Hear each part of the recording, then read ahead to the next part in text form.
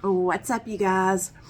Welcome back to Discovering Nicole. And if you're brand new, welcome. My name is Nicole Pludre, and I'm a person in long-term recovery. My sobriety date is July 13th of 2015, and this is my channel where we talk about all things addiction and recovery, my life, and so much more. So, you guys, today I'm coming on here to talk to y'all about something that's really serious, really serious, and it's about me.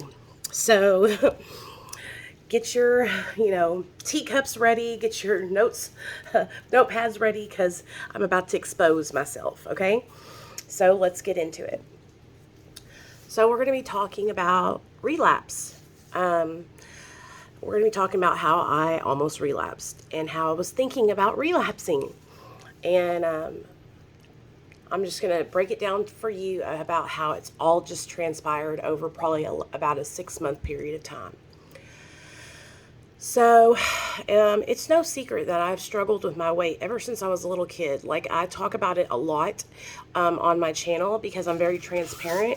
And I know that you guys have seen how my weight has fluctuated, in the last 5 years. When I first started this channel, I was probably like 190 pounds. And at my heaviest, I got up to 235. Now I'm a little like 202, I think, right now. And I'm working my way down slowly but surely. But it was probably around the middle of the summer, or maybe a little bit before that, where it was just weighing on me so heavy, like I was just tired. I was tired and overwhelmed with having all this extra weight on me. I was sick of feeling unattractive. I was sick of having to buy my outfits and not feel like I looked cute in them. And I know you guys can tell, like, I never wear anything form-fitting, and it's because I have such huge breasts, and and where I hold a bunch of my weight is like right here in my stomach, in my face. My legs and my arms are small, and I'm fine. But right here in my midsection, I just feel like SpongeBob SquarePants. And so I'll wear baggy shirts so it's not so, highlighted. Well, it was just really getting to me. Like, all summer long, I was burning fucking hot. Here in Arkansas, it's like over 100 degrees during the day. I didn't feel comfortable going to the lake.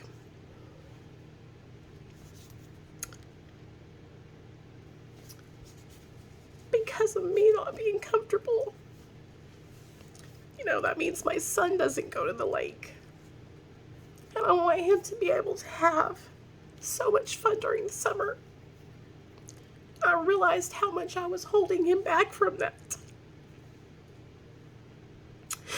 And I was just thinking about how terrible of a mom I am. Of course, I reached out to my mom and Dr. B and my sponsor. And my mom's like, terrible moms don't think about how they are terrible moms and try to fix things. You're not a terrible mom. So I reached out to my doctor, as a last-ditch effort to get help with my weight. And he was no help at all. No help.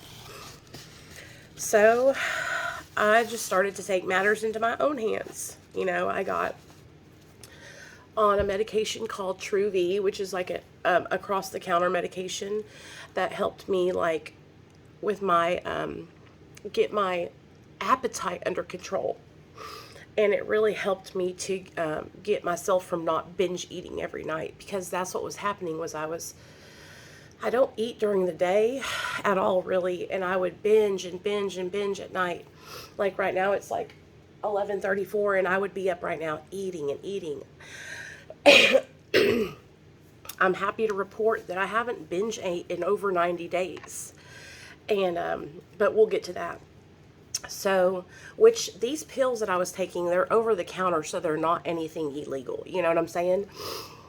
And I was taking those, and I was taking a bunch of caffeine pills, just like trying to keep myself like energized and keep my mind off of food, right? Which is like, I know that to lose weight for me, I have to have a head start. Like, I usually, the doctor would usually prescribe me something like Vyvanse or Adipex Vyvanse is for binge eating. Adipex is just for regular weight loss. And that would help me to get like a 20 or 30 pound weight loss, get started, and then I don't need it anymore and I can do it, right? And so my doctor is a doctor that I don't really know. He's my husband's doctor, and I've been with him since I've been with my husband. But my family doctor from Hot Springs, he retired, right? So he's the one who like really knows me and my weight problems. Well, this doctor, he holds it over my head that I have a past history of addiction and just hasn't been any kind of help to me. He just wants to give me more and more Wellbutrin. More Wellbutrin, more Wellbutrin. Oh, you have ADHD? Yeah, I know. Here's more Wellbutrin. Like, just doesn't want to help me with any of my mental health issues, just wants to give me Wellbutrin. So, I was able to, like, basically get myself on a point to where I lost about 27 pounds, right? I lost 27 pounds, and that helped me get out of that fucking funk, right? To where I just felt like I couldn't achieve weight loss. And now I'm doing great. Now I am eating healthy. I'm not binging at night, and I'm just slowly losing like 2 pounds maybe a week, maybe 1 pound a week. And but it's just going really slowly and in a really healthy way, you know? Well, probably like 2 months or 30 days ago or so, I had fell upon this channel on TikTok, and it was this channel about, it's called the Freedom Model. And the people who work this program are drug addicts and alcoholics, and one of them has like 20 years and the other one has like 30 years or something like that. But they talk about how they have been able to use in moderation. Okay, so I started watching and listening and watching and listening, and they're talking about how, you know, as long as you identify as a drug addict, you're never going to be able to use it in moderation. So I was like, okay, well then I'm not a drug addict anymore. I'm a person in recovery, you know. And I started toying with this idea of using methamphetamine in moderation. I can't believe I even thought it.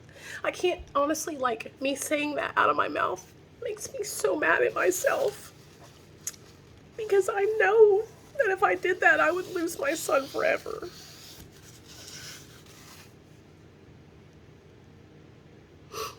So, you know, I've been sober for 7 years. I have not had one slip at all. My husband has went through, I don't even know how many slips. He'll have 2 years in December, thank God.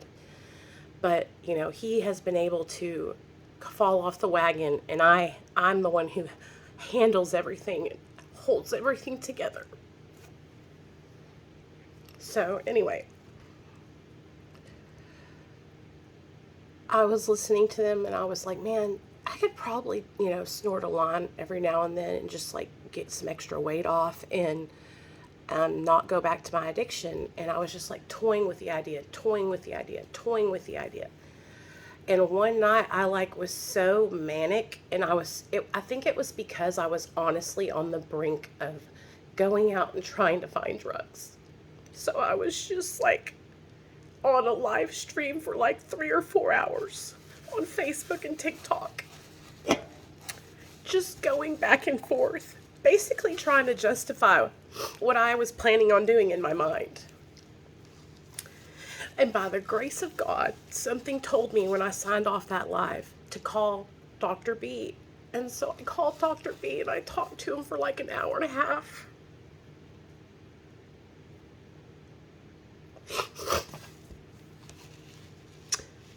And I said, do you think that I'm a drug addict, you know?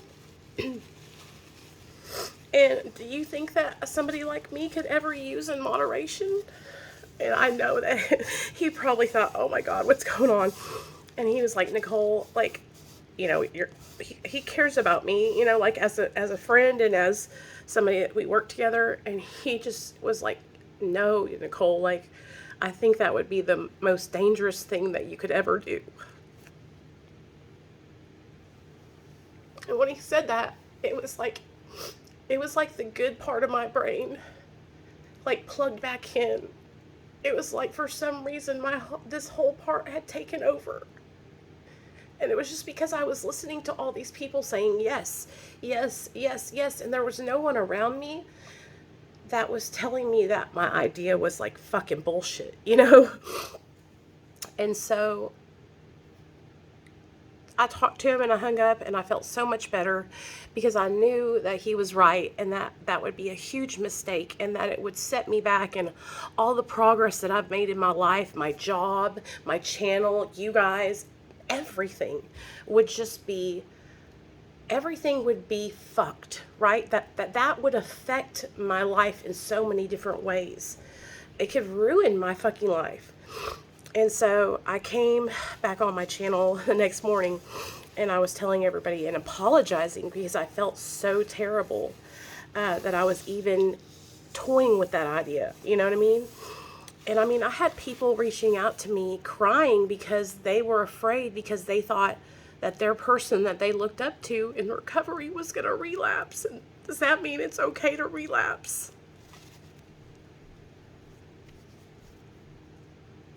You know, I don't want to talk shit about anybody, but there's so many people who have YouTube channels who have started drinking all the time, smoking all the time, taking stimulants all the time when their drugs of choice were meth and shit. Like, I just like see all these things happening, and I'm like, does that mean I can do it? You know, and that's how quickly my mind, the addict mind, the mind from 8 years ago, could plug back in and say, yeah, girl, you can use some meth every now and then just to get some weight off. You know, it won't hurt anything. You'll be just fine. So, you know, just because everybody else is doing it doesn't mean that I need to do it. And I've found this out the hard way every single time. You know, when I joined TikTok, I met all these people who were using medical marijuana, which I totally support. And so I thought, well, maybe it'll help me with my depression. It made it 10 times worse. And I should know better. Like, when I use substances like gummies, medical marijuana gummies, I overdo it, and I take too many, and I eat too much, and then it makes me like down, right? And so I can't take anything like that because I always overdo it, man. And so, like, it's so hard, you guys, because I see all these other influencers that talk about recovery who are like doing all these things and partying and using and not having negative consequences. And I just think, does that mean that I can use and not have negative consequences? I just feel so guilty that I even thought about it. My son is so important to me. He's the only thing that matters in my life. And to use methamphetamine would be to basically give my son up.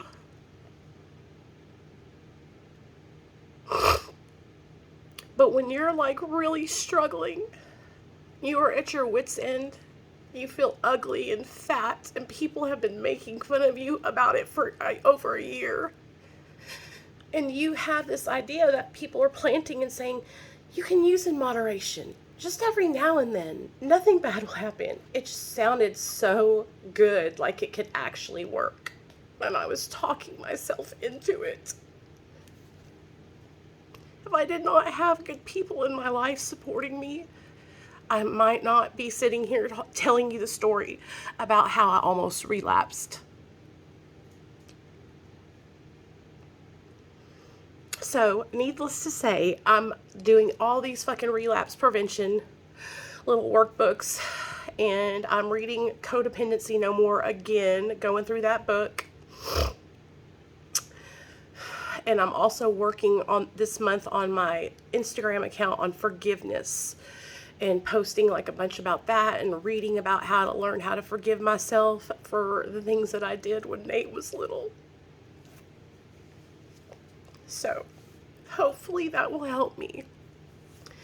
But I just really wanted to share this with you guys because it's like really hard whenever I didn't realize how hard it was going to be on social media for me when I got a little bit bigger on my accounts.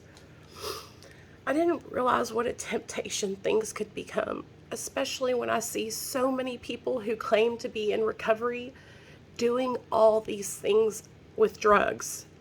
And I just don't want to, I do not want to spread a message that is fucking wishy-washy. You know what I mean? Like, I cannot do that. I take my Suboxone as prescribed. I take my Wellbutrin as prescribed. I take my fucking Lexapro. I don't fucking drink alcohol. I don't smoke fucking marijuana. I don't smoke cigarettes. I don't do any of it. You know, I just can't do it. I cannot fucking toy with that shit. It will fuck my life up. And it's so easy to fall back into this thinking when you are surrounding yourself with all yes men. Do you understand what I'm saying? And so I have some really solid people in recovery that got a lot more time than I do. And I think I had just gotten to a point where I was the person with the most sobriety in my crew. You know what I mean? And so nobody was like challenging me on anything. And I need people to help me, challenge me, to help me stay accountable. So I just wanted to share that with you guys. And I hope you understand where I'm coming from. And I hope you don't think any less of me, but I'm very fortunate. I still have the same sobriety date. And I'm so grateful for Dr. B. Because when I called him, you guys, I sounded like a tweaking fucking lunatic because I had been literally on live for like 3 or 4 hours in a manic episode, like talking myself into using methamphetamine in moderation. Just saying it out loud to you guys, it sounds so stupid that I cannot even believe I thought I could do it. You know what I mean? So, yeah, I wanted to share that with you guys. And if you guys have ever had any kind of similar situations, please comment down below and let me know. And I'm just going to try to, like, get back to the way I used to make videos and just share authentically how I feel and not worry about what it looks like or who's watching and just share with you guys. So if I don't post a video for a little bit, for a couple days or a week, it's not because anything bad happened. It's just because, you know, I don't want to overwhelm you guys with like videos every single day. So I want to post like one video a week as like a check-in on how I'm doing. I'll post my shorts with like my, you know, crazy story times and like experiences with drugs. But I want to get back into like authentically posting from me to you guys. All right. Okay, I hope you don't unsubscribe now because I know I fucking seem crazy, but I just really had to be honest about that.